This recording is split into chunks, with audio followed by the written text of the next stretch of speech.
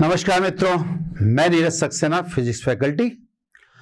Last lecture में अपन ने विद्युत स्थितियों पढ़ी, बिंदु आवेश के निकाय की विद्युत स्थितियों को कंप्लीट पढ़ लिया। उसमें साथ में न्यूमेरिकल भी मैंने जो पॉसिबल था वो हाथ के हाथ ले लिया था। ठीक है, अब उसी क्रम में कुछ बातें और भी करनी है, तो अब मैं संबंधित बातें या उससे रिलेटेड अब कुछ और बातें करता हूं। पहली बात है ना, छोटे छोटे रूप में, ये सब इस पे ज्यादा फोकस मत होना, पुराने कंसेप्ट को डिस्टर्ब मत करना। बात में बात की बात है, वो बतानी पड़ेगी, है ना। अगर मैं कह दूं बाह्य विद्युत क्षेत्र में, बाह्य विद्युत क्षेत्र में दो बिंदु आवेशों के निकाय की विद्युत स्थितिज ऊर्जा, विद्युत स्थितिज ऊर्जा, जितना बड़ा टॉपिक लिखा है मैंने उतना बड़ा तो खुद टॉपिक भी नहीं है ना। तो सब पुराने कंसेप्ट पे अपनी जगह पे रहिएगा, उसमें कंफ्यूज मत होइएगा। वहां पर कोई बाह्य विद्युत क्षेत्र नहीं था, यहां तो साफ कह दिया बाह्य विद्युत क्षेत्र में दो बिंदु आवेशों के निकाय की विद्युत स्थितिज ऊर्जा। तो आपको किसी प्रकार से कोई कंफ्यूज होने की आवश्यकता नहीं है। अब बाह्य विद्युत क्षेत्र उपलब्ध है ना। तो मैं आपको दिखाता हूं कि सिचुएशन क्या है। ये सब अब विद्युत क्षेत्र है, तो मैंने यहां आवेश रख दिया, कैपिटल क्यू क्षेत्र है, तो ये क्षेत्र किसके द्वारा डेवलप हुआ? कैपिटल क्यू के।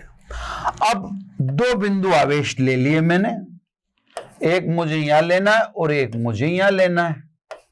ध्यान से समझना, सब बड़ा मजा आएगा, अच्छी चीज है ना। तो सब अब ऐसा हो ही नहीं सकता कि ए पर क्षेत्र नहीं हो, वो कैपिटल क्यू द्वारा पैदा किया गया है। ये कैपिटल क्यू जो यहां पर इससे रखा है, ये स्वाभाविक है ए और बी दोनों पर क्षेत्र रखेगा या दोनों पर क्षेत्र उत्पन्न करेगा। साथ के साथ ये दोनों पर विभव भी रखता है। ठीक है, तो सब इस पर मैंने विभव मान लिया V1, विभव V1 मान लिया, विभव की परिभाषा आपसे पूछूंगा। इस पे मान लिया विभव मैंने V2। मैंने आपको ये जाने कौन सी भी बार कह रहा हूं, मुझे भी पता नहीं है, फिर बात को बताने जा रहा हूं कि विद्युत विभव स्थिति हो जाए, इनकी डेफिनेशन बड़ी शानदार है। जैसे मैंने ए पर विभव मान लिया, क्या? V1 है ना। अभी दो बिंदु आवेश लाना है। विभव का मतलब अनंत से एकांक धनावेश को विद्युत क्षेत्र में या बिंदु ए तक लाने में किया गया कार्य। बहुत ध्यान से, मैं तो अपनी पूरी कोशिश करूंगा बेटर। अनंत से एकांक धनावेश को लाने में किया गया कार्य है विभव। यहां विभव V2 है, तो अनंत से एकांक धनावेश को लाने में कार्य है V2। अनंत से एकांक धनावेश को लाने में कार्य V1। तो सब आवेश Q1 को लाने में कार्य कितना हुआ? तो सब एकांक धनावेश को लाने में कार्य V1, तो Q1 को लाने में किया गया कार्य, इसको इधर लिख देता हूं मैं, कितना? Q1 V1 है ना, ये Q1 V1। चलो सब ये कार्य हो गया। इसी प्रकार बिंदु बी पर एकांक धनावेश को लाने में किया गया कार्य V2, तो Q2 को लाने में किया गया कार्य कितना?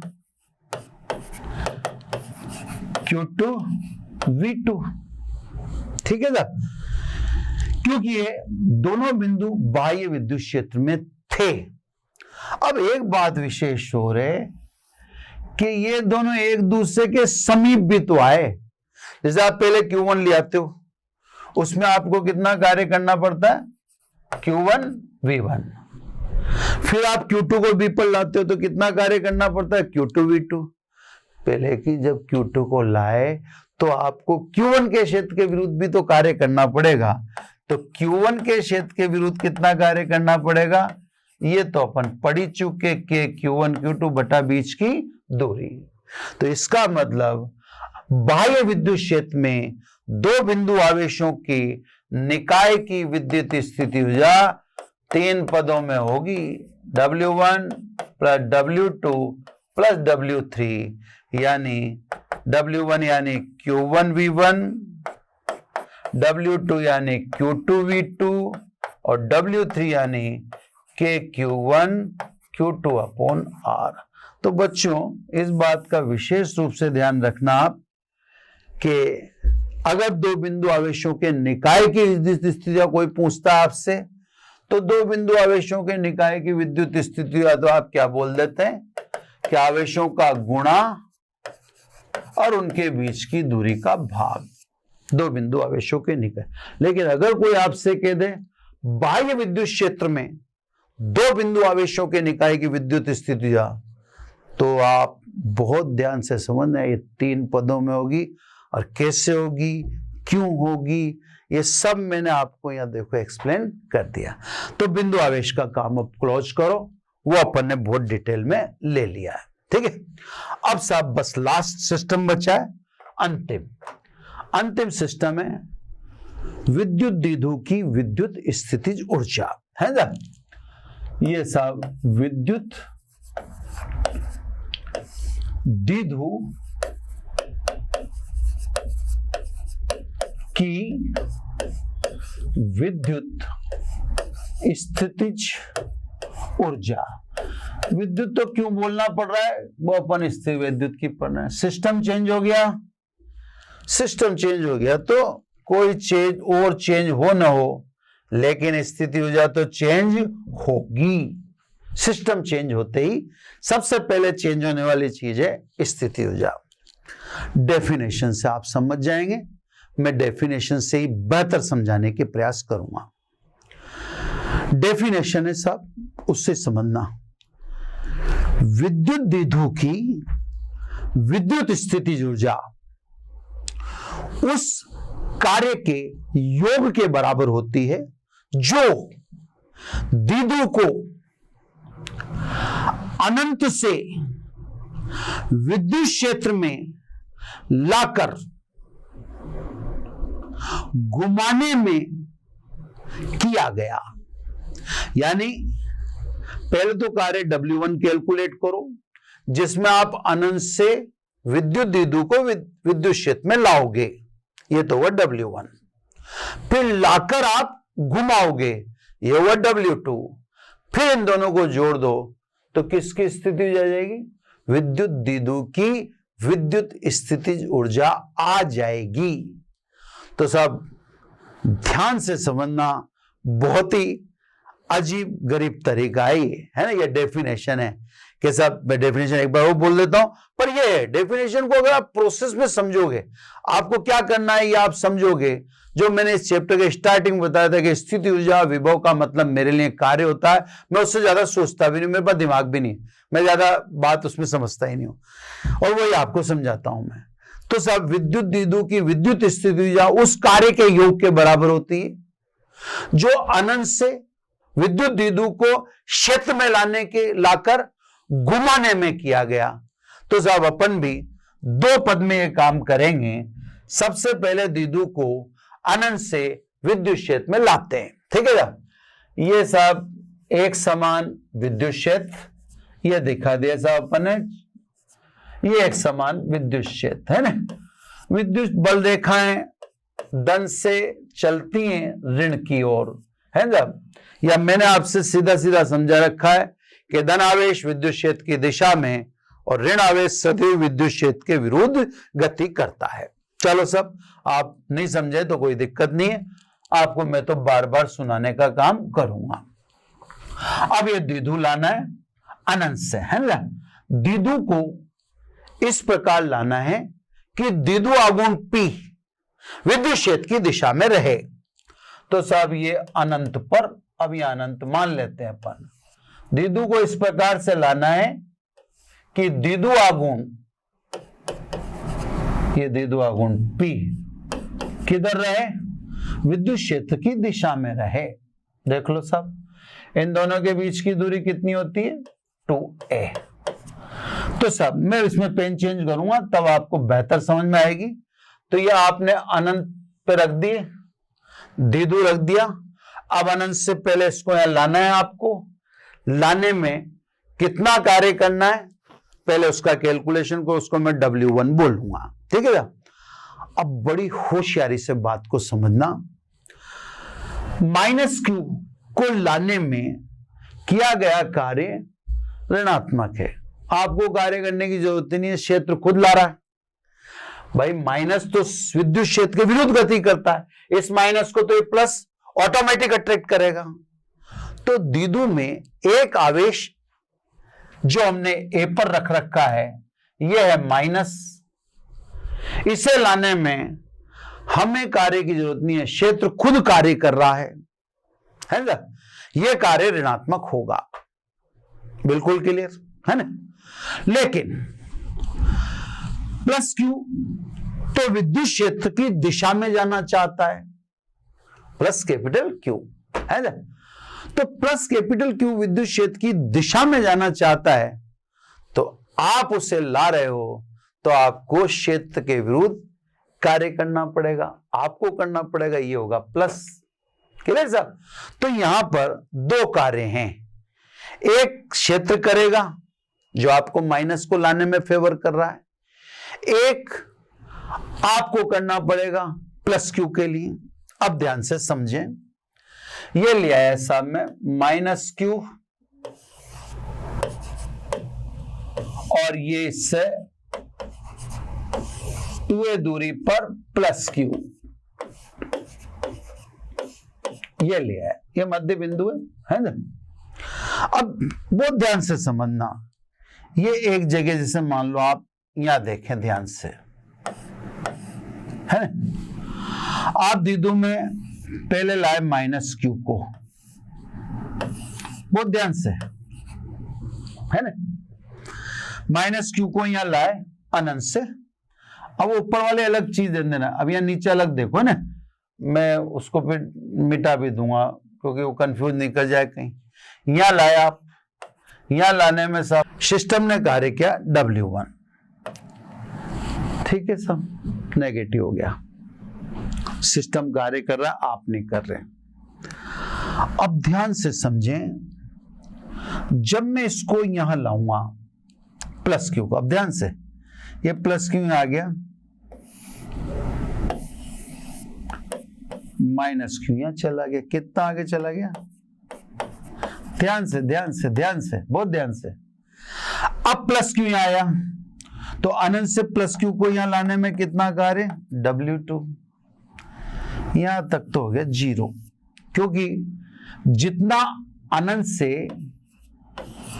इससे लाने में करना पड़ा था, मतलब माइनस को, इसको W1 W2 मैंने गलत ही लिख दिया, इसको ओनली WW कर दो, है ना? नहीं तो कंफ्यूज आएंगे। तो सब पहले मैं इस जगह लाया था -Q को लाने में कार्य -W। अब उसी जगह पर मैं +Q को लाया हूं अनंत से, तो स्वाभाविक दोनों को अनंत से लाया तो किया गया कार्य सेम होगा, तो यहां तक का टोटल तो हो गया 0। लेकिन जब +Q को आप यहां लाए तो -Q कितना आगे सरक गया? 2 आगे सरक गया। तो जब सीधी सी बात है कि अनंत से द्विध्रुव को विद्युत क्षेत्र में लाने के लिए किया गया कार्य -Q को 2a दूरी विस्थापन में किए गए कार्य के ही बराबर है, क्योंकि यहां तक तो दोनों का निरस्त हो गया। -Q को लाने में किया गया कार्य ऋणात्मक है, +Q को लाने में किया गया कार्य धनात्मक है, यहां तक आने में तो दोनों ने बराबर ही किया काम। लेकिन जब मैं +Q को लाता हूं तो उसके आगे 2 आगे कौन रहता है? -Q, और 2 आगे -Q रहता है, तो स्वाभाविक रूप से कि आपको 2a विस्थापन -Q का इसमें तो कार्य करना ही पड़ा। ठीक है? तो साहब पहली बात ध्यान से, आप विद्युत द्विध्रुव को विद्युत क्षेत्र में इस प्रकार लाएंगे कि द्विध्रुव आघूर्ण P विद्युत क्षेत्र की दिशा में रहे, माइनस क्यू को लाने में किया गया कार्य ऋणात्मक होता है, जबकि प्लस क्यू को लाने में किया गया कार्य धनात्मक होता है। एक बिंदु तक की बात करें तो दोनों को लाने में किया गया कार्य शून्य हुआ, लेकिन जब प्लस क्यू को उस बिंदु पर लाते हैं तो माइनस क्यू 2 आगे सरक जाता है या खिसक जाता है या विस्थापित हो जाता है। तो अनंत से विद्युत क्षेत्र में द्विध्रुव को लाने में किया गया कार्य W1 केवल किसके बराबर, माइनस क्यू के 2a विस्थापन में कार्य के बराबर है। ठीक है ना, तो माइनस क्यू का विस्थापन है ना, बल इंटू विस्थापन के दो, तो ये कितना हुआ, बल इंटू विस्थापन। बल कितना साहब है ना, तो बल सीधी सीधी सी बात है, विद्युत क्षेत्र Q इंटू 2a को P कहते हैं, द्विध्रुव आघूर्ण कहते हैं, तो ये माइनस PE। क्यों, क्योंकि Q इंटू 2a बराबर P। ये लो सब बिल्कुल क्लियर हो गया। तो सब ये तो एक काम हो गया। अब दूसरा काम, दूसरा काम लाकर घुमाना भी है, लाकर घुमाना भी है। ठीक है ना, तो लाकर घुमाना भी है। अभी तो यहां रखा आपने, इस समय थीटा बराबर 0, अब किसी कोण थीटा, तो एक काम हो गया। अब दूसरा काम है ना, वह सब सही चल रहा है काम, मैं स्पेस भी निकाल ली, ये एक ही बोर्ड पे हो जाएगा। अब सब W1 क्लियर।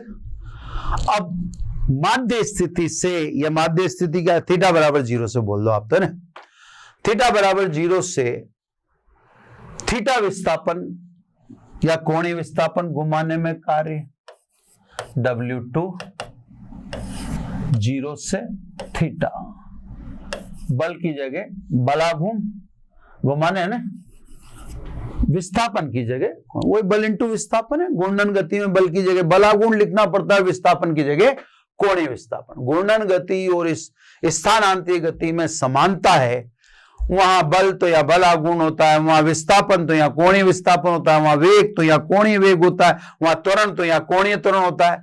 ये सब बातें 11th की है, बीच बीच में नहीं आए तो आप पूछ लिया करो, है ना सब क्लियर। अब तो बराबर पढ़ लिया पिछले चैप्टर में, टो बराबर P sin थीटा, तो साहब अब टो का मान रखता हूं मैं सीधा सीधा, W टो बराबर PE sin थीटा। P तो बाहर निकाल दो, ये P बाहर निकाल दिया, sin थीटा का समाकलन कर दो, sin थीटा का समाकलन माइनस कोस थीटा 0 से थीटा, बस लिमिट पुट करो खटाखट, ये माइनस P, माइनस को बाहर फेंक दो, उच्च सीमा माइनस निम्न सीमा, cos 01 W2, ये माइनस को वापस अंदर फेंक दो, ये cos 01 ये उल्टा हो गया, माइनस कोस थीटा, यानी W2 is equal to PE minus PE cos theta. समझ गए होंगे साहब, ये समाकलन क्या है, माइनस को अपर लिमिट लोअर लिमिट, ये माइनस को वापस अंदर भेज दिया तो -1 आता है, cos 0 बराबर 1, ये 1 आगे आ गया और ये cos थीटा पीछे चला गया, माइनस को अंदर फेंक दिया। ये सब घुमाने में कार्य। अब परिभाषा बोलो एक बार, है विद्युत द्विध्रुव की विद्युत स्थिति या उस कार्य के योग के बराबर होती है जो अनंत से विद्युत द्विध्रुव को विद्युत क्षेत्र में लाने और लाकर घुमाने में किया। तो लाने में इतना किया और लाकर घुमाने में इतना किया। तो साहब अब बोलो द्विध्रुव की विद्युत स्थिति ऊर्जा, इसलिए U is equal to W1 plus W2। U W तो निकाला आपने माइनस PE और W2 आपने लिखा PE minus PE cos theta. एक बार और दिखा देता हूं मैं आपको, है साहब, ये P minus P cos theta और ये माइनस P, ठीक है साहब, दिख गया। अब सब ये तो कैंसिल आउट हो गए, तो विद्युत द्विध्रुव की विद्युत स्थिति ऊर्जा माइनस पीई कॉस थीटा, या अगर डॉट फॉर्म में लिखो तो माइनस पी डॉट ई, ये 1 और ये 2। तो सब एक बात तो आप अच्छी तरह से यहां पे समझें, और जरूरी भी है आपको समझना कि सिस्टम चेंज होने से विद्युत स्थिति चेंज हो जाती है। जैसे बिंदु आवेशों के निकाय की विद्युत स्थिति आपने लिखी के Q1 Q2 अपॉन R। बिंदु आवेश एक अलग सिस्टम है, और विद्युत द्विध्रुव की आपने स्थिति निकाली तो आपने लिखी माइनस पी कोस थीटा, ये एक अलग सिस्टम है। इसको छोड़ो आप, अगर आगे भी हमसे स्थिति कैलकुलेट करवाई गई और वह इन दो सिस्टम में नहीं है, तो फिर हमें नया फॉर्मूला इजाद करना पड़ेगा। इसीलिए स्थिति की परिभाषा 11 की याद करो। वस्तु की स्थिति व अभिविन्यास के कारण उसमें संचित ऊर्जा को स्थितिज ऊर्जा कहते हैं। अभिविन्यास बदला मतलब सिस्टम बदला, तो स्थिति ऊर्जा तो बदलेगी ही। क्लियर साहब? तो ये बात अपन बहुत क्लियर 11 में पढ़ते होते हैं। हाँ, ये जरूर है कि जैसे जैसे आप आगे की क्लासेस में जाते जाएंगे, कंसेप्ट मोर क्लियर, धीरे धीरे धीरे धीरे सब क्लियर होता जाता है। इसमें सब कुछ विशेष बताना है मुझे।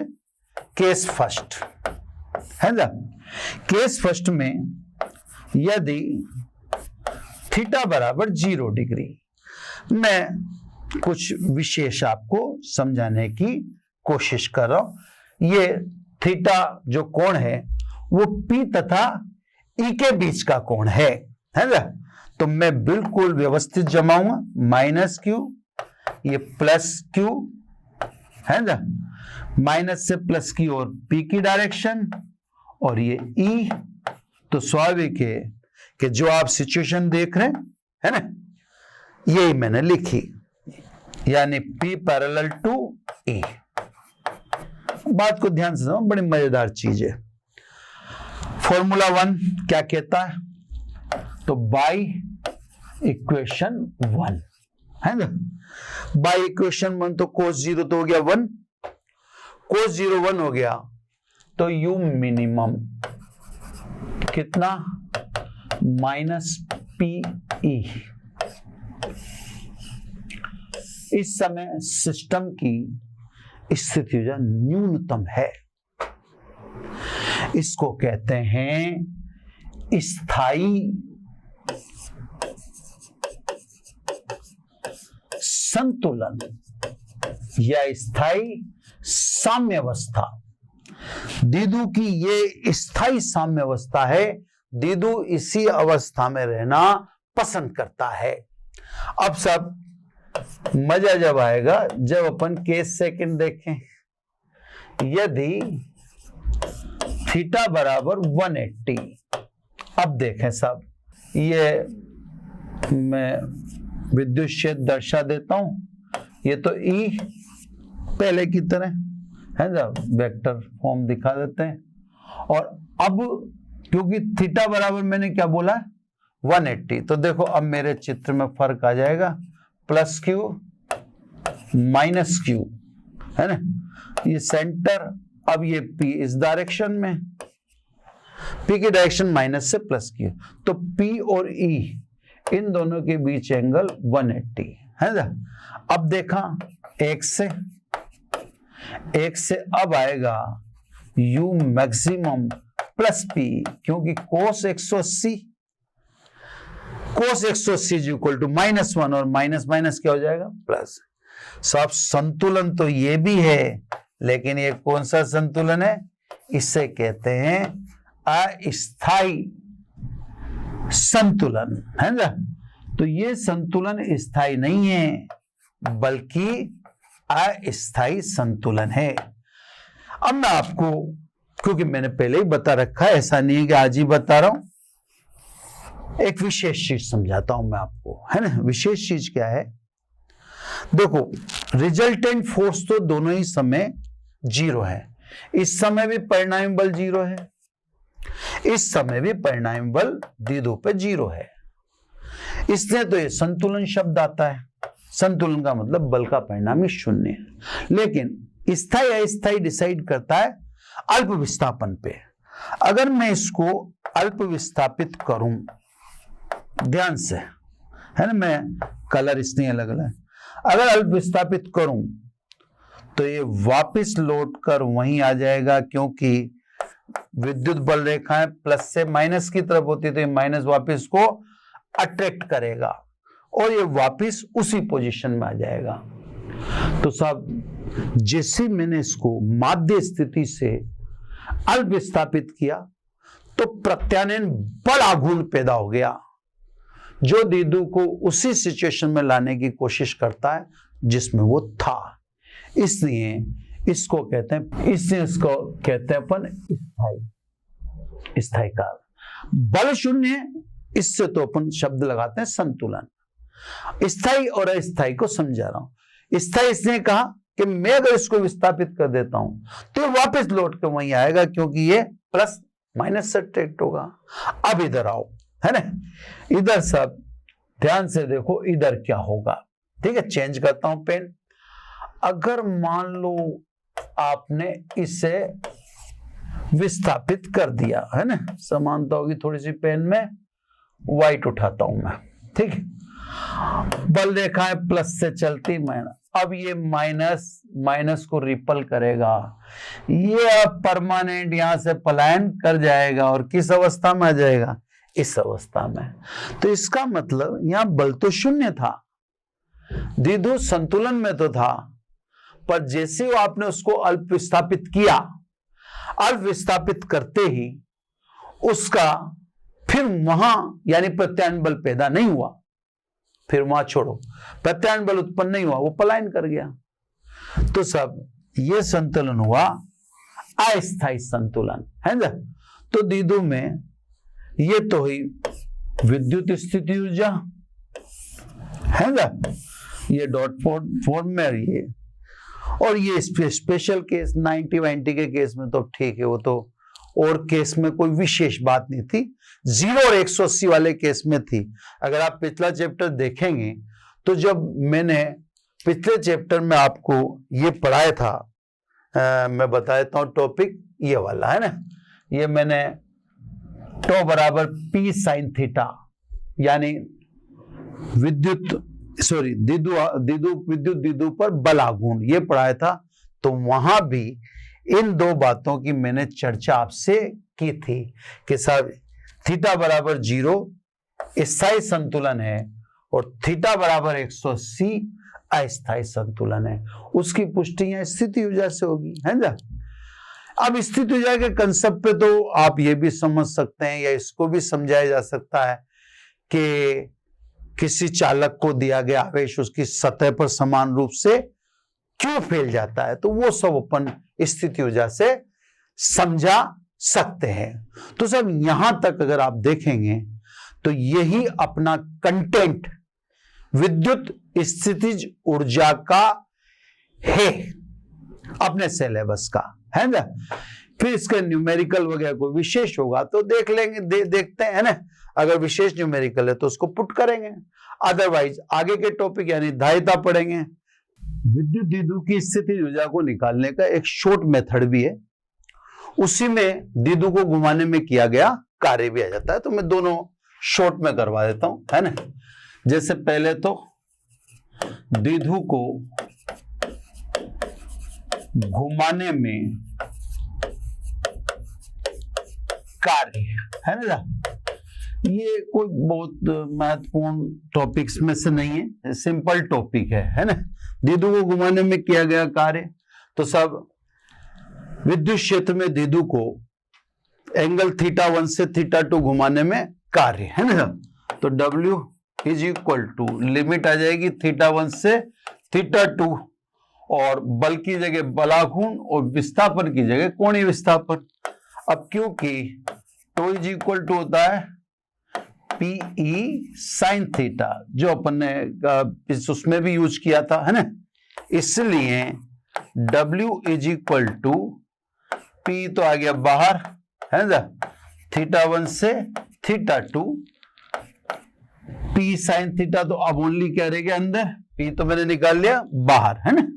तो अब अपन अंदर केवल किसको इंटीग्रेट करेंगे, साइन थीटा को विद रिस्पेक्ट टू थीटा, यानी W is equal to PE, ये इंटीग्रेशन हो गया minus cos theta, lower limit θ1 और अपर लिमिट θ2, यानी W is equal to minus PE, उच्च सीमा रख दे पहले, कोस θ2 माइनस कोस θ1, माइनस अंदर डालो, यानी PE कोस θ1 माइनस कोस θ2। तो साहब अब उसी से निकली हुई चीज है, हालांकि उसी का जो अपन ने स्थिति ऊर्जा निकाली उसी का एक पार्ट है, वहां अपन ने 0 से थीटा कोण पर घुमाया था, ये कार्य है। यहाँ स्थिति ऊर्जा के लिए कोई मानक स्थिति तो ली नहीं अपन ने, वहां तो अपन ने कहा था विद्युत द्विध्रुव को अनंत से विद्युत क्षेत्र में लाएं, पहले वो कार्य फिर घुमाएं फिर कार्य, उन दोनों का टोटल क्या कहलाता है, विद्युत द्विध्रुव की स्थिति ऊर्जा। लेकिन द्विध्रुव को घुमाने में किए गए कार्य की बात करें तो साहब कोई एंगल θ1 से θ2 हमने अज्यूम कर लिया। जब आप घुमाने की बात कर रहे हो तो बल की जगह बलाघूर्ण आएगा और विस्थापन की जगह कोणीय विस्थापन आएगा। अब इसमें कोई स्थिति पैदा कर सकता है कि साहब यदि θ1 बराबर 0 तो θ2 को थीटा लिख दें, यानी यहां यूं कहा जा रहा है कि साहब मान लीजिए P और E समांतर थे शुरू में, P और E एक ही दिशा में थे तो θ1 बराबर 0, उससे किसी कोण थीटा तो θ2 बराबर अपन ने लिख दिया थीटा, है ना। अब क्या साहब कितना कार्य होगा, तो W बराबर PE, ये कोस 0 हो गया, कोस 0 का मतलब 1 माइनस कोस θ2 की जगह कितना लिख दें थीटा। तो साहब ये कार्य तब जब आपने द्विध्रुव को उस समय घुमाया हो जब प्रारंभ में P और E एक ही दिशा में हो, यानी द्विध्रुव विद्युत क्षेत्र या द्विध्रुव आघूर्ण विद्युत क्षेत्र की दिशा में हो, वहां से किसी कोण थीटा घुमाए तो इतना कार्य करना पड़ेगा। मेरा हिसाब तो ये है कि ये ज्यादा बेटर है, क्योंकि इसमें आपसे साफ कहा गया है कि किसी कोण θ1 से θ2। तो न्यूमेरिकल वगैरह कभी बैठता है या आता है तो न्यूमेरिकल वगैरह में आप कर सकते हो कंफर्टेबली कि भाई θ1 वो कह दे, मान लीजिए θ1 बराबर 0 तो आप यहां रख देना, है ना साहब। अब इसी से विद्युत द्विध्रुव की स्थिति ऊर्जा का एक शॉर्ट वे भी है, एक छोटा सा तरीका भी है, कैसे मैं आपको समझाता हूं, है ना। इस तरीके में ये आपको एक तरीका तो मैंने बता ही दिया, जिसमें मैंने आपसे डेफिनेशन बोली कि अनंत से विद्युत द्विध्रुव को विद्युत क्षेत्र में लाकर फिर उसके बाद घुमाया जाए, जितना टोटल कार्य किया जाए उसको विद्युत द्विध्रुव की स्थितिज ऊर्जा कहते हैं, ऐसा मैंने बोला। आप चाहो तो डायरेक्ट ऐसे भी बोल सकते हो, है ना। द्विध्रुव को विद्युत क्षेत्र में घुमाने के लिए किया गया कार्य द्विध्रुव में संचित हो जाता है, जिसे विद्युत द्विध्रुव की स्थितिज ऊर्जा कहते हैं। अब आपने क्योंकि यहाँ पे कैसे डेफिनेशन दिए, आपने डेफिनेशन दिए कि विद्युत क्षेत्र में द्विध्रुव को घुमाने में किया गया कार्य द्विध्रुव निकाय में संचित हो जाता है, जिसे विद्युत द्विध्रुव की स्थितिज ऊर्जा कहते हैं। तो आप कह रहे हो घुमाने में जो कार्य कर रहे हैं वही डिपॉजिट हो जाता है, यही बात आप कह रहे हैं, और उसी को द्विध्रुव की स्थितिज ऊर्जा कहते हैं। तो अब आपने लाने को तो कट ही कर दिया, जबकि पिछली परिभाषा में तो अपन ने कहा कि अनंत से लाकर और फिर घुमाना। अब अपन ने परिभाषा चेंज कर दी क्योंकि मेथड अपन चेंज कर रहे हैं। तो ये जो मतलब बच्चे थोड़ा नॉर्मल चीजें देखना चाहते हैं, जिनको कॉम्प्लिकेशन कई जगह पसंद नहीं होती, उनके लिए एक तरीका ये भी है ना। तो इस तरीके में थोड़ी सी परिभाषा भी चेंज कर देना। ये मैं अगेन आपको स्थिति ऊर्जा द्विध्रुव की निकाल के दिखा रहा हूं, मैंने प्रॉपर निकाल दी है ना। तो अब मैं परिभाषा भी चेंज कर रहा हूं, मैं कह रहा हूं विद्युत क्षेत्र में विद्युत द्विध्रुव को घुमाने में किया गया कार्य निकाय द्विध्रुव में संचित हो जाता है, जिससे द्विध्रुव की स्थितिज ऊर्जा कहते हैं। क्लियर? अब सब यहां पर द्विध्रुव की स्थितिज ऊर्जा की गणना करने के लिए निर्देश बिंदु का चयन आवश्यक है। द्विध्रुव के लिए यह निर्देश बिंदु 90 डिग्री चुना गया है।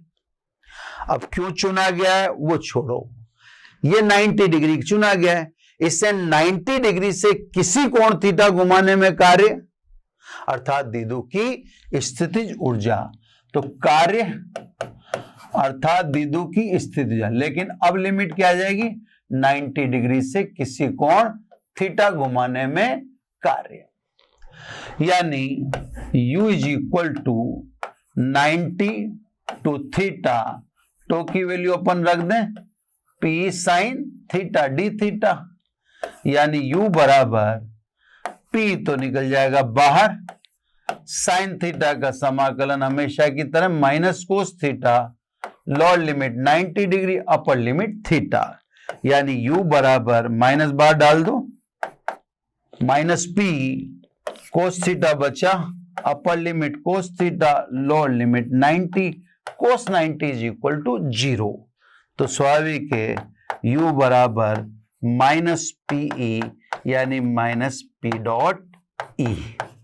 तो साहब ये एक शॉर्टेस्ट मेथड है विद्युत द्विध्रुव की स्थितिज ऊर्जा को ज्ञात करने का, जिसमें 4 लाइन में काम कंप्लीट हो जाता है। एक मेथड आपको इससे पहले, कार्य से पहले करवाया मैंने, है ना, उससे भी आप द्विध्रुव की स्थितिज ऊर्जा निकाल सकते हैं। हाँ, बस ये ध्यान रखना, स्थिति ऊर्जा का मतलब कार्य ही होता है, चाहे अपन उस मेथड से निकालें, चाहे ये अपन स्थिति ऊर्जा का सेकंड मेथड काम में लें, है ना, बात एक ही है। समझ में आती है बात, है ना? तो आप इस तरह से निकल जाते हैं डेफिनेट। अब सब एक अच्छा सा न्यूमेरिकल है अपने एनसीईआरटी में, वो न्यूमेरिकल में और ऐड कर देता हूं। स्थिति ऊर्जा ये प्रॉपर्ली क्लोज होगी, है ना, स्थिति ऊर्जा में कुछ बचा नहीं जो अपने सिलेबस में है। एक न्यूमेरिकल है एनसीईआरटी का, ये न्यूमेरिकल नंबर मैं एनसीईआरटी के हिसाब से बता देता हूं आपको। ये न्यूमेरिकल 18 न्यूमेरिकल है, अच्छा न्यूमेरिकल है, इसलिए अपन इसको लेना चाहते हैं, है ना। ये एडिशनल में है, अच्छे न्यूमेरिकल एडिशनल में हो चाहे कहीं भी, वो लेने चाहिए। ये कहता है एक हाइड्रोजन परमाणु में इलेक्ट्रॉन तथा प्रोटॉन लगभग 0.53 एंगस्ट्रॉम दूरी पर परिबद्ध हैं। ठीक है साहब, इलेक्ट्रॉन और प्रोटॉन के बीच की दूरी 0.53 एंगस्ट्रॉम, एंगस्ट्रॉम का मतलब अपन जानते हैं 10⁻⁻10 मीटर। ये इलेक्ट्रॉन और प्रोटॉन के बीच दूरी, हाइड्रोजन के नाभिक में एक प्रोटॉन होता है और ऑर्बिट में एक इलेक्ट्रॉन होता है। अब इसके कुछ क्वेश्चन हैं। पहला क्वेश्चन ए, निकाय की स्थिति ऊर्जा इलेक्ट्रॉन वोल्ट में ज्ञात कीजिए, जबकि प्रोटॉन से इलेक्ट्रॉन के मध्य अनंत दूरी पर स्थिति ऊर्जा को 0 माना गया है। एक एक सवाल को लेते हैं। यह कह रहा है कि निकाय की स्थिति ऊर्जा ज्ञात कीजिए इलेक्ट्रॉन वोल्ट में, है ना, जबकि प्रोटॉन और न्यूट्रॉन इलेक्ट्रॉन की अनंत पर स्थिति ऊर्जा 0 मान रखी है। अपने जो फॉर्मूले हैं, जैसे मैं आपको बताऊं, जो अपना फॉर्मूला, ये ए कर रहा हूं ना पहला क्वेश्चन, अपना जो फॉर्मूला है के Q1 Q2 अपॉन R, पहले ध्यान से समझ लें। हालांकि इसने क्यों कहा, इसकी चर्चा इसके अगले पार्ट में आ जाएगी, या अगले से अगले पार्ट में, 3 पार्ट का क्वेश्चन है, कर रहे हैं तो आएगी आएगी। इसने कहा आप अनंत पर स्थिति ऊर्जा 0 मानकर इलेक्ट्रॉन और प्रोटॉन की इस निकाय की, जो अपन दोबारा मैं बोल देता हूं कौन सा निकाय, जो हाइड्रोजन परमाणु बोल रहा है ना, देखो, निकाय की स्थिति ऊर्जा का इलेक्ट्रॉन वोल्ट में परिकलन कीजिए। प्रोटॉन से इलेक्ट्रॉन के मध्य दूरी अनंत पर के मध्य की अनंत पर दूरी पर स्थिति ऊर्जा को 0 माना गया है। तो निकाय तो यहाँ हाइड्रोजन परमाणु हो गया या प्रोटॉन और इलेक्ट्रॉन से निर्मित निकाय हो गया, है ना। अब अपने फॉर्मूले जो अपन ने ये बनाए हैं, ये अनंत पर स्थिति ऊर्जा शून्य मानकर ही बनाए है ना। ये जो फॉर्मूला बनाया था, इसको अगर बेसिक उसमें लिखें आप, तो इसको ऐसे लिखना चाहिए। अपन उसको ये लिखते नहीं है, बाकी ठीक है, अपन ने उस चर्चा में तो बात की थी, है ना। अभी बात को ध्यान से समझना। तो वैसे देखा जाए तो ये यूं लिखना चाहिए, किसी बिंदु पर स्थिति या किसी निकाय की स्थिति या किसके रेस्पेक्ट में, अनंत के रेस्पेक्ट में। अब क्योंकि अनंत पर स्थिति या 0 है, इसलिए के Q1 Q2 अपॉन R, ऐसे समझ लो आप, है ना। तो अपन लिखते, अभी जो फॉर्मूले बना रखे हैं अपन ने, वो यही मानकर बना रखे हैं कि अनंत पर स्थिति ऊर्जा 0 है। ठीक है सर, चलो सब गणना करो। U बराबर के का मान रखिए देंगे, प्रोटॉन पर आवेश, इलेक्ट्रॉन पर आवेश बटा R। ये तो हो जाएगी साहब किसमें, जूल में। ये कह रहा जूल में नहीं चाहिए हमें, ये कह रहा हमें चाहिए इलेक्ट्रॉन वोल्ट में। ठीक है, इलेक्ट्रॉन वोल्ट में निकाल दो। U बराबर के माइनस बार लिख दो E स्क्वायर अपॉन R। अगर आपको इलेक्ट्रॉन वोल्ट में चाहिए तो 1.6 इंटू 10 की पावर माइनस 19 का भाग देना पड़ेगा, और 1.6 इंटू 10 की पावर माइनस 19 का मतलब इलेक्ट्रॉन पर आवेश, उसका भाग देना पड़ेगा, तब जाके किसमें चेंज हो जाएगी, इलेक्ट्रॉन वोल्ट में। तो ये लो साहब, एक ही से ही कट गया, तो स्थिति ऊर्जा कितनी निकलेगी, माइनस के ई अपॉन आर। अब किस में आ जाएगी, इलेक्ट्रॉन वोल्ट में। ठीक है साहब, इसको इलेक्ट्रॉन वोल्ट में निकालो। U is equal to minus 9 into 10 की पावर 9, ये अपन ने के की वैल्यू रख दी। E की वैल्यू 1.6 इंटू 10 की पावर माइनस 19, और R की वैल्यू इसने दे ही रखी अपने को 0.53 इंटू 10 की पावर माइनस 10 मीटर। इसको अपन कैलकुलेट करेंगे तो आप ये देखो, पावर तो टोटल कैंसिल होगी, पावर तो नहीं बची, है ना। माइनस दिख रहा है साफ साफ, तो माइनस आएगा। अब ये जो नंबर है, इस नंबर को आप कैलकुलेट करोगे तो जैसे ऊपर तो आया 4 और ये 14, है ना, करीब इतना आया।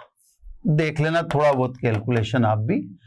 9 6 54 4 5 आया, 9 1 5 14, ठीक है, इतना इलेक्ट्रॉन। और इसको कैलकुलेट करेंगे तो ये आएगा माइनस 27 पॉइंट करीब 6, है ना, 27 में डायरेक्ट आंसर लिख देता हूं, 27.2 इलेक्ट्रॉन वोल्ट, है ना साहब, थोड़ा सा डायरेक्ट लिख देता है ना। तो ये 27.2 इलेक्ट्रॉन वोल्ट करीब आएगा। चलिए, तो ये साहब इसका पहला आंसर हो गया कि इस निकाय की स्थिति ऊर्जा इलेक्ट्रॉन वोल्ट में इतनी है।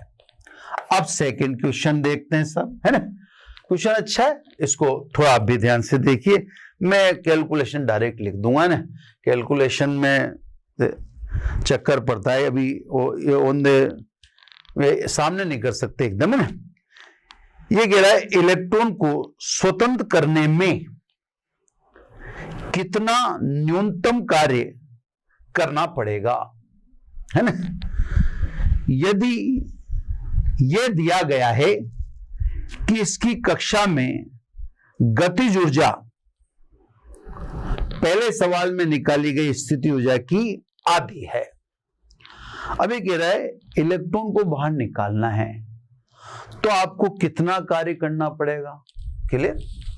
जबकि इलेक्ट्रॉन की गतिज ऊर्जा अपन ने जो निकाली है ए में, ए का मतलब ये सोल्व कर लिया अपन ने, उसमें ली गई स्थिति ऊर्जा की आधी है।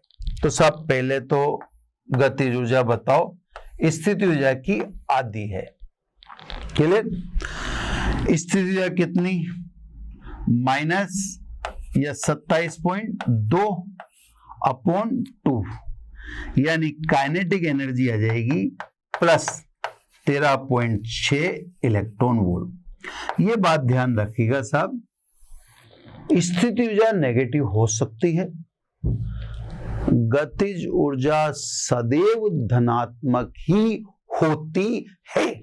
तो आप बिल्कुल ध्यान रखिएगा कि स्थिति ऊर्जा नेगेटिव हो सकती है, उसमें कोई दो राय नहीं है, लेकिन गतिज ऊर्जा सदैव धनात्मक होती है। इसलिए आप इस बात का विशेष ध्यान रखिए कि यह आपको पॉजिटिव लिखनी है। हालांकि पोटेंशियल एनर्जी नेगेटिव है ना, लेकिन गति ऊर्जा जब लिखो वो इस बात का विशेष रूप से ध्यान रखिएगा। तो साहब स्थिति ऊर्जा तो ये रही, गति ऊर्जा इसके अनुसार ही निकलेगी।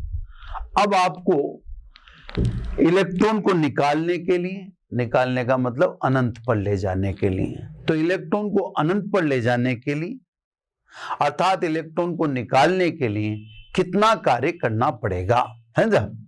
तो सब मान लीजिए कार्य W है, अनंत पर क्योंकि ऊर्जा शून्य है तो सब कार्य W है, तो W plus potential energy plus kinetic energy in total का अनंत पे मान क्या हो जाना चाहिए, 0 हो जाना चाहिए।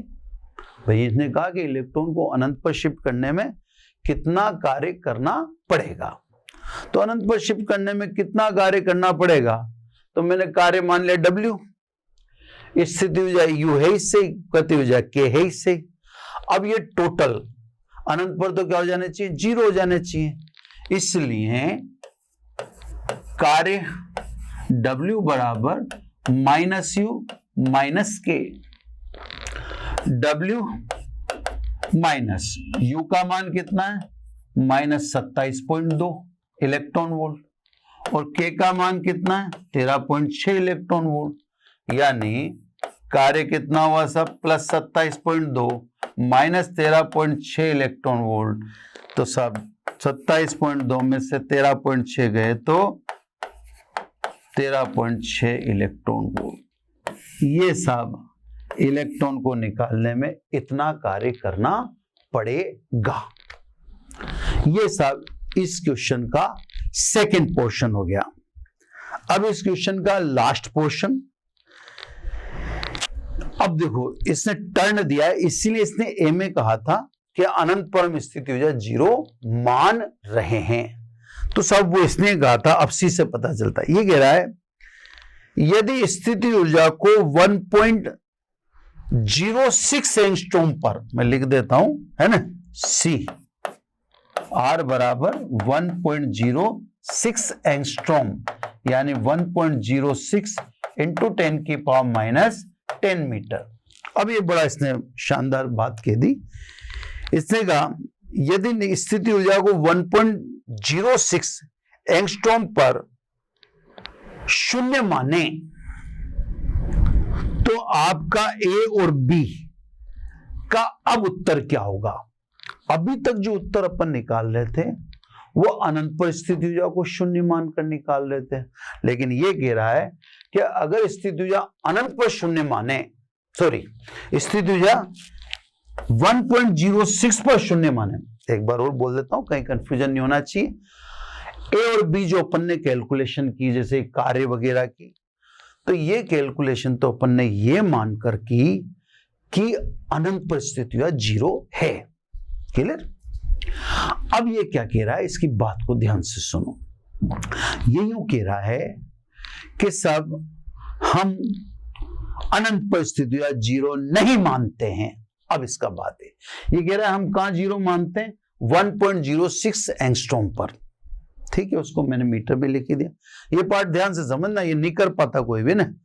अब यहां शून्य मानते हैं, तो ये कहता है अब आपका उत्तर ए क्या होता और उत्तर बी क्या होता, है ना। यानी अब स्थिति ऊर्जा क्या होती और अब इलेक्ट्रॉन को अनंत पे ले जाने में किया गया या इलेक्ट्रॉन को निकालने में किया गया कार्य क्या होता। अब ये कह रहा है, तो सब एक एक चीज का जवाब देने, तो पहले तो अपन निकालें इस पर स्थिति ऊर्जा, है ना, क्योंकि यहां पर इसने शून्य नहीं मानी। तो सब पहले तो आप निकालो U बराबर K Q1 Q2, इसको R डैश लिख देता हूं मैंने, नई डिस्टेंस होगी ना, इसको R डैश लिख दें, ये यहां भी लिख दूं 1.06। ठीक है ना। अब 1.06 इसको कैलकुलेट करें, यानी वही के ये माइनस सी ये प्लस ई है ना, वही आर, और इलेक्ट्रॉन वोल्ट में कन्वर्ट करने के लिए ई का भाग देंगे तो एक ही से ही कट जाएगा, यानी U बराबर 1.06 माइनस ये ऊपर बचेगा अपने के ई अपॉन आर। के का मान अपन जानते हैं, जैसे भी मैंने आपको निकाल के दिखाया था उसी में देख लो, ज्यादा अपन इसको नहीं करते ना, ये सब दिखाया था, बस फर्क इतना सा पड़ेगा, ये डिस्टेंस 1.56 हो जाएगी, 1.06 हो जाएगी। अब आप सीधा सीधा देख लो, इसकी डबल होगी, इसकी डबल होगी तो पोटेंशियल एनर्जी इसकी हाफ हो जाएगी। अभी तो पोटेंशियल एनर्जी कितनी थी, -27.2। अब डिस्टेंस इसने, ये देखो 0.53 को डबल करो, डबल करोगे तो क्या आ जाएगा, 1.06 आ जाएगा, है ना। अब इसको तो यहां से मिटा देता हूं, है ना, ये तो फिर ठीक नहीं लगेगा। तो डिस्टेंस इसने डबल कर दी। अब डिस्टेंस डबल कर दी तो स्वाभाविक रूप से पोटेंशियल एनर्जी हाफ हो जाएगी, बाकी तो सब वैल्यू वही है। चलो सब आप समझ गए, तो यहाँ कैलकुलेशन नहीं करनी पड़ेगी अपने को, यहाँ अपन -13.6 इलेक्ट्रॉन वोल्ट लिख देंगे, है ना। कैसे लिखा, क्यों लिखा, वो आपको समझ में आ गया होगा, मैंने समझा दिया। अब सब पहला उत्तर दें। पहला देखा निकाय की स्थिति ऊर्जा क्या होगी, ठीक है। चलो अब पहले उत्तर को देखते हैं। अब स्थिति ऊर्जा किसके रेस्पेक्ट में निकालोगे, ये बात मैंने आपको समझाई भी थी। ये देखो आप, ये देखो पहले मैंने किसके रेस्पेक्ट में निकाली थी, अनंत पे, क्योंकि अनंत पर आपने स्थितियां क्या कही थी, शून्य। अब आप क्या कह रहे हो कि स्थितियां कहां शून्य है, 1.06 पे कह रहा ना। अब स्थितियां को अगर यहां शून्य माने तो आपका आंसर एक क्या होगा, तो आंसर एक क्या होगा देखते हैं। तो सब 0.53 पर -27.2 थी, माइनस और माइनस माइनस ये 1.06 पर ये है। तो अब स्थिति ऊर्जा पहले की आधी हो जाती, कितनी हो जाती, -13.6 electron volt. First answer change हो जाता सब, है ना। बात को समझना मजा तभी आएगा। देखो इसमें तो ये आई थी स्थिति ऊर्जा, पहले किसके रेस्पेक्ट में निकाली थी, अनंत के में। अब इसने कह दिया कि नहीं हम यहाँ पे शून्य मानते हैं, तो पहला आंसर चेंज हो जाएगा, है ना। अब दूसरे आंसर की बात करते हैं, क्योंकि काइनेटिक एनर्जी को तो कोई फर्क पड़ने वाला है नहीं, तो काइनेटिक एनर्जी तो कितनी रहेगी, 13.6 इलेक्ट्रॉन। भाई स्थिति में परिवर्तन से या अनंत पर स्थिति या जीरो मानी, उससे काइनेटिक एनर्जी को क्या लेना देना। तो काइनेटिक एनर्जी तो पहले भी 13.6 थी और अभी भी 13.6 ही रहेगी। काइनेटिक एनर्जी स्थिति का फलन नहीं है, स्थिति ऊर्जा स्थिति का फलन है। तो ये बात आपको समझ के रखना चाहिए कि साहब आप इस जगह पर स्थितियों को जीरो मानोगे, उससे गति ऊर्जा प्रभावित नहीं होगी। अब देखें कुल ऊर्जा कितनी होती है, E बराबर K प्लस U। K का मान 13.6 और ये -13.6, तो अब परमाणु की या निकाय की कुल ऊर्जा कितनी हुई, 0 ही। क्लियर। अब इलेक्ट्रॉन को कहां ले जाना है, इलेक्ट्रॉन को यहां ले जाना है, क्योंकि यहां पर स्थिति क्या मानी, 0। तो कितना कार्य करना पड़ेगा। देखो बड़ी गजब की चीज है ना। दोबारा सुन लें, कुल ऊर्जा तो अब एटम में 0 होगी, पहले कुल ऊर्जा 0 नहीं थी साहब। अगर आप पिछला देखें तो कुल ऊर्जा थी, कुल ऊर्जा उधर ही निकाल ली अपन ने, इधर की तरफ, है ना। पहले कुल ऊर्जा थी 13.6, इन दोनों को देख लो आप, है ना। अब परमाणु में या निकाय की कुल ऊर्जा 0 होगी। अब इलेक्ट्रॉन को निकालने के लिए किया गया कार्य और बताना है। आपको इलेक्ट्रॉन को अनंत पे ले जाना है, यानी इलेक्ट्रॉन को बाहर निकालना है। इलेक्ट्रॉन को बाहर निकालने के लिए कुल कार्य कितना करना पड़ेगा, है ना। तो सब पहले आप समझ ही गए कि स्थिति ऊर्जा चेंज हो चुकी, गति ऊर्जा चेंज हुई। अब तीसरा क्वेश्चन का आंसर और निकालना है हमें। तो सब देखो कार्य कितना करना पड़ेगा उसको देखें आप, है ना। ये कार्य क्लियर? ये आपकी कुल ऊर्जा माइनस 1.06 पर आपको ले जाना है, यानी क्योंकि आप स्थितियां या यहां पर स्थितियां जीरो मानी आपने, कुल ऊर्जा कितनी 0 माइनस ये कितना हो गया -13.6 इलेक्ट्रॉन वोल्ट, यानी अभी भी आपको उतना ही कार्य करना पड़ेगा जितना आपको पहले करना पड़ेगा। तो सब आंसर ए चेंज होगा, बाकी कोई भी चेंज नहीं, मतलब वो भी इसलिए क्योंकि स्थिति ऊर्जा स्थिति का फलन है ना sir. Thank you very much, है ना। आपको अब नेक्स्ट एपिसोड से ये स्थिति ऊर्जा आप पूरी तरह से क्लोज होगी, न्यूमेरिकल सहित क्लोज हो चुकी है।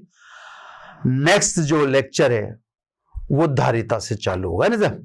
अब स्थिति ऊर्जा में न्यूमेरिकल वगैरह कुछ भी नहीं। Thank you very much. आशा करता हूं हमारे टॉप एजुकेटर का यह लेक्चर आपको पसंद आया होगा। अगर पसंद आया है तो वीडियो को लाइक करिए, चैनल को सब्सक्राइब करिए और शेयर भी करिए, क्योंकि ज्ञान बांटने से बढ़ता है और सही बताऊं तो पुण्य भी मिलता है। मुझे सुनने के लिए बहुत बहुत धन्यवाद। Thank you.